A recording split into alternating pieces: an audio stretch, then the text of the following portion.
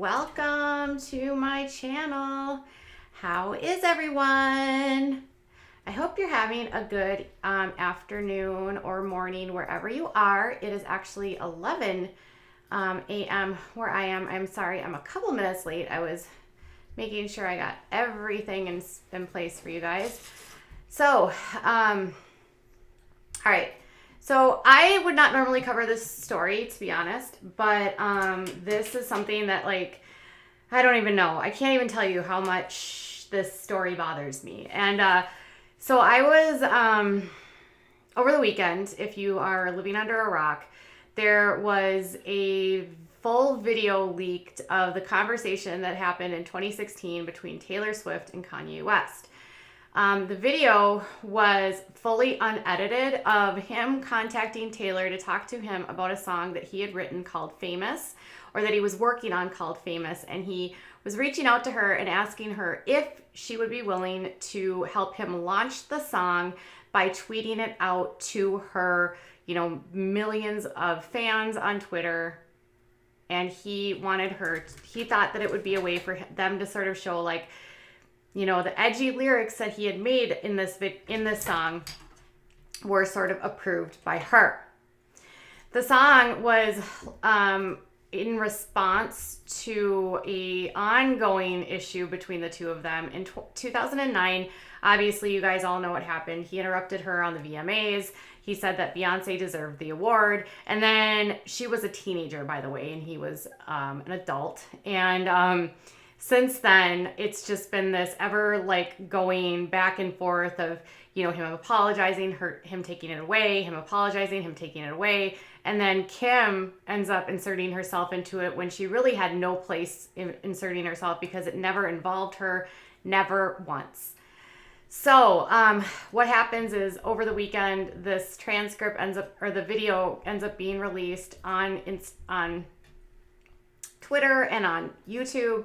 And everyone who has seen it knows that this is what sort of happens. I'll read you kind of a transcript of it. So it's in a portion of the call, he says, well, this is the thing where I'm calling you because you've got an army and you own a country of 2 billion people. Basically, that if you felt that it's funny and cool and like hip hop and felt like just the college dropout and the artists like Ye that you love, then think that people would way into it. And that's why I think it's super genius to have you be the one that says, oh, I like this song a lot, yeah, whatever, this is cool, whatever.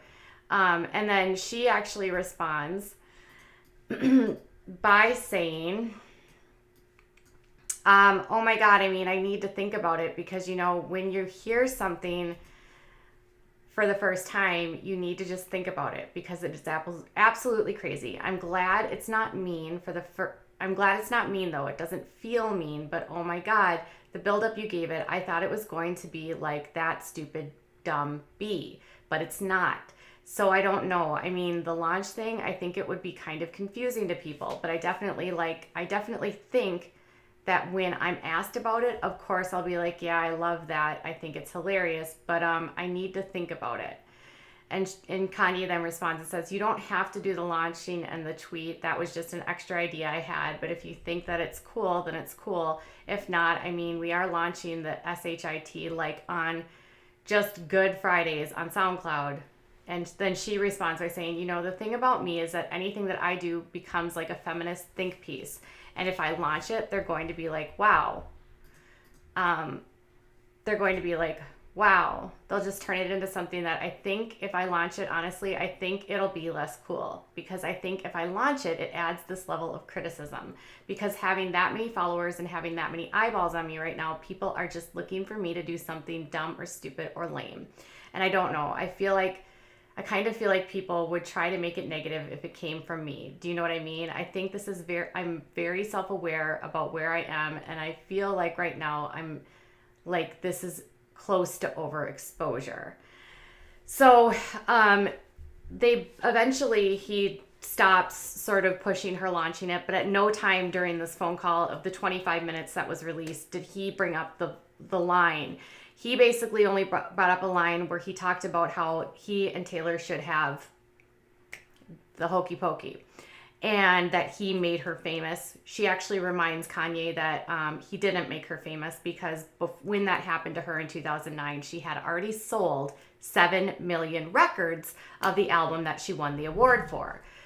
So after all of this happens, the song comes out, and the song has, you know, a very derogatory term as he refers to her, that I made that be famous.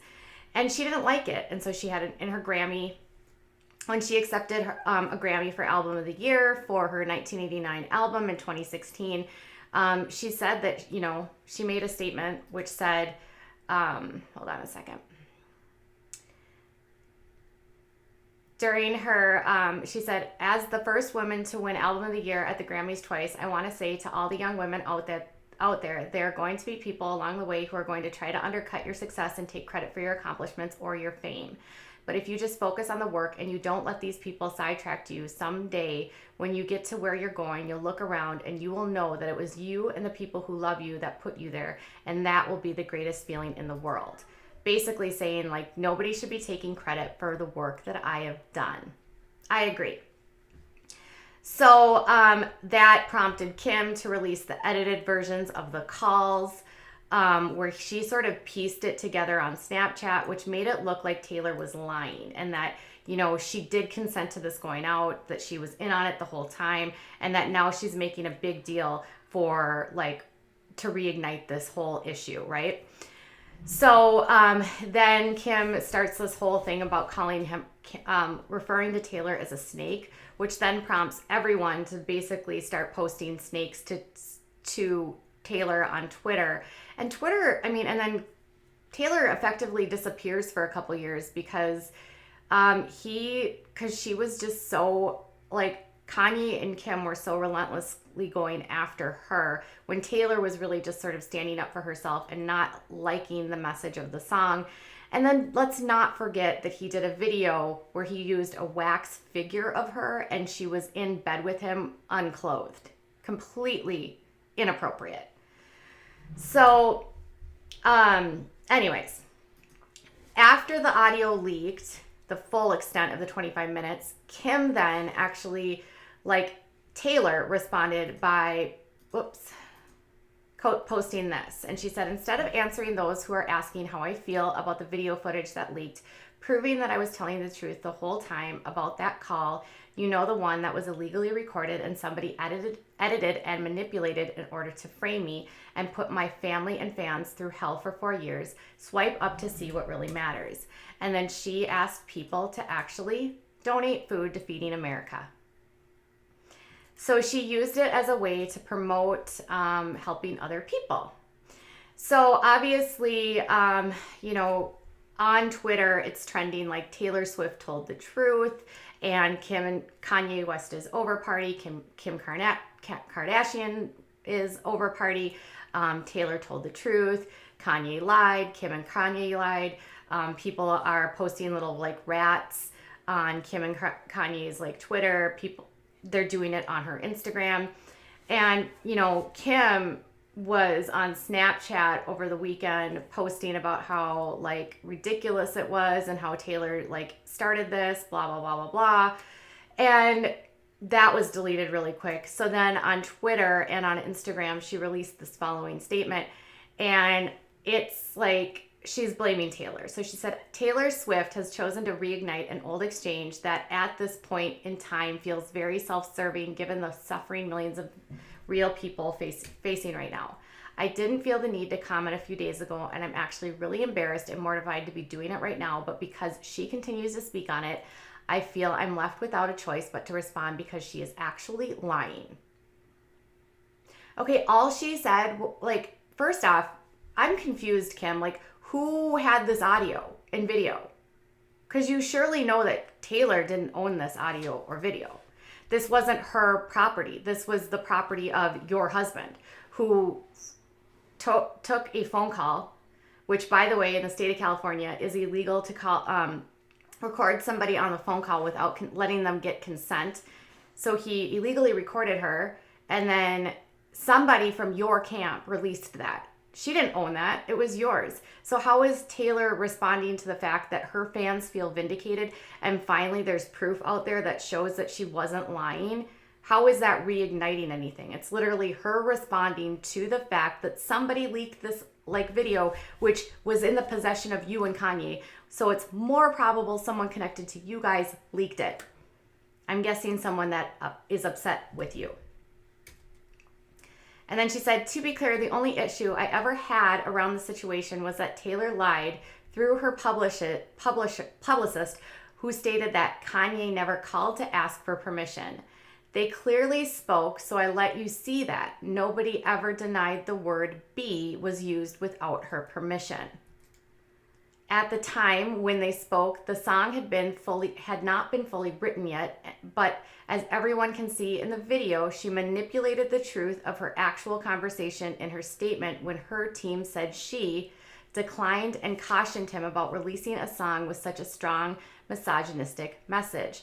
She actually did urge him and talk to him about what the message would be, and did tell him that the feminists would be going out after him, and that, even though, she wouldn't put it out, he can put it out, it's whatever.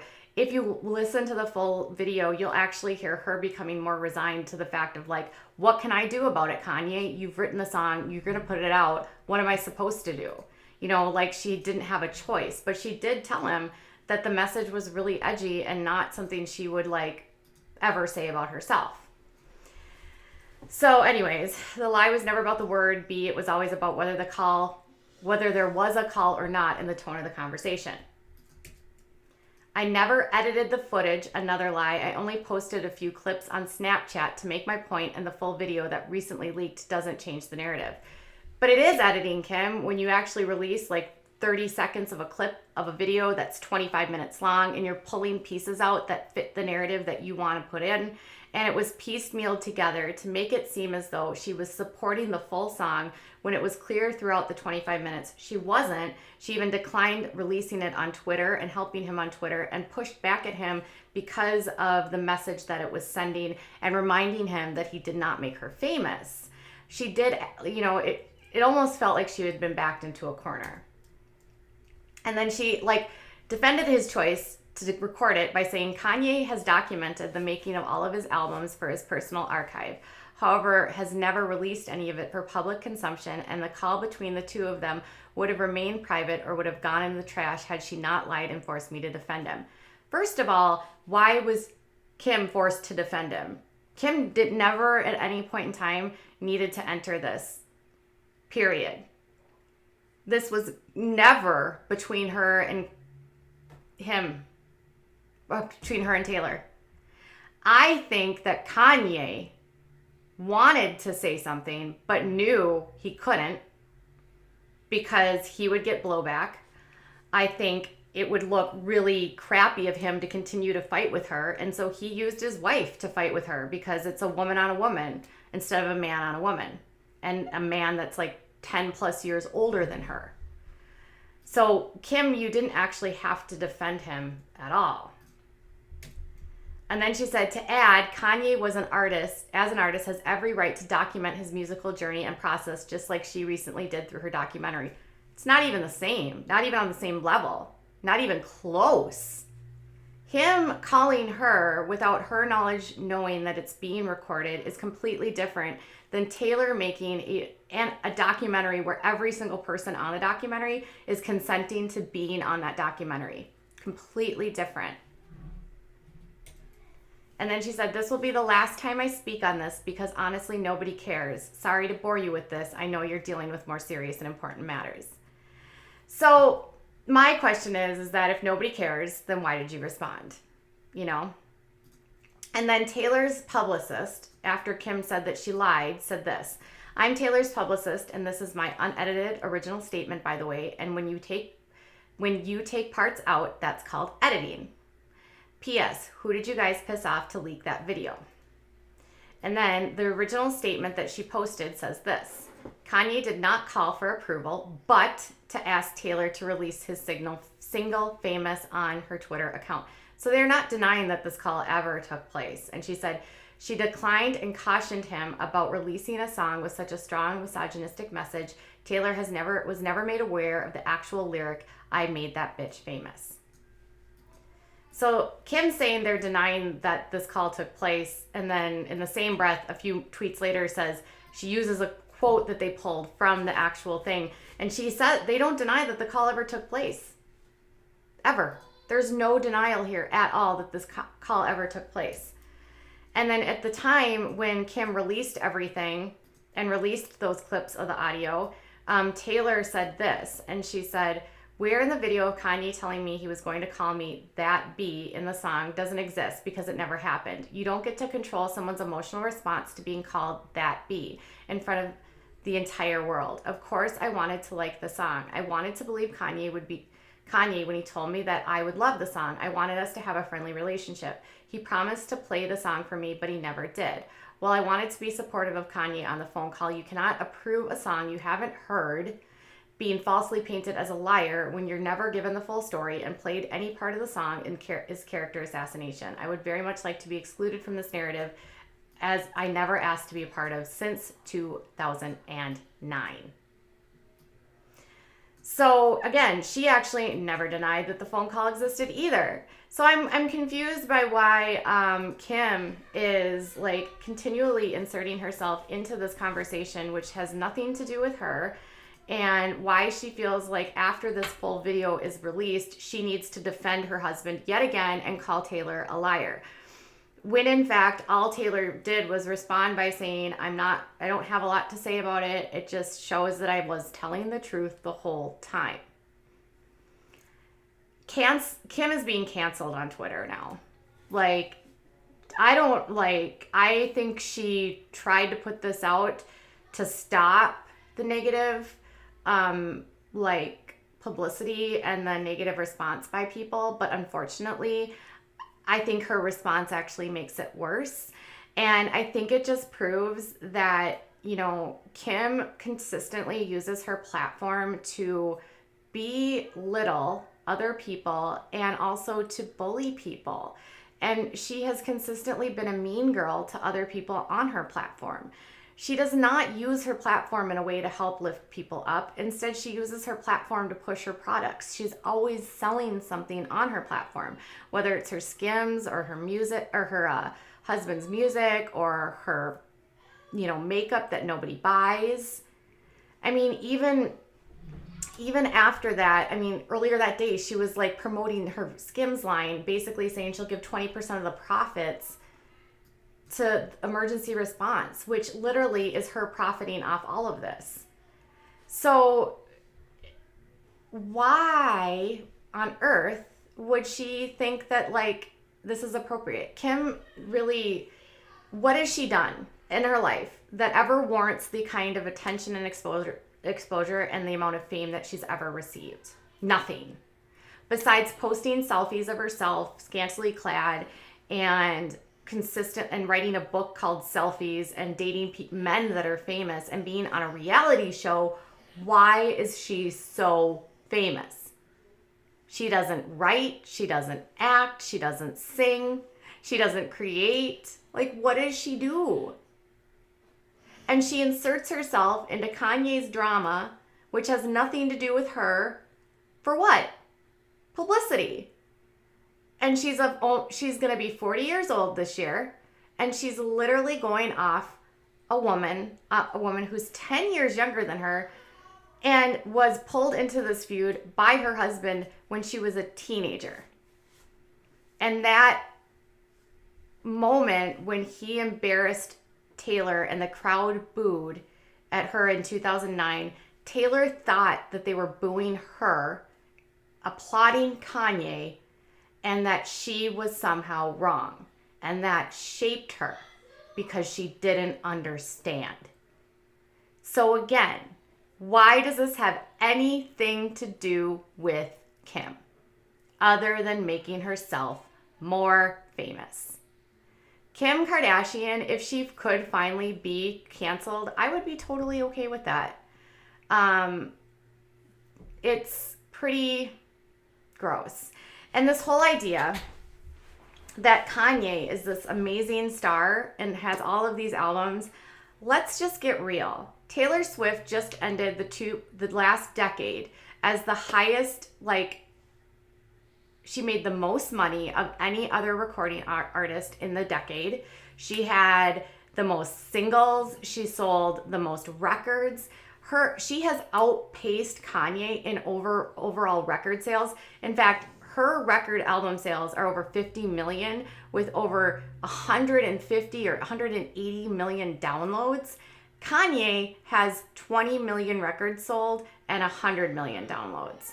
He has never had or surpassed or received the Grammys that she has won. He has never received so many of the accolades that she has been awarded because she's a good songwriter, she's a talented musician, and she's a great singer. He's not even comparable to the level of achievements that she has received. So how did you make her famous? Again. So Taylor, I'm on your side on this one. And Kim, you're 40 years old, almost 40 years old. You're a mother of 4 children. You have zero reason to respond to this, and you literally are a schoolyard bully. All right, you guys, I'll be back later with more. Bye.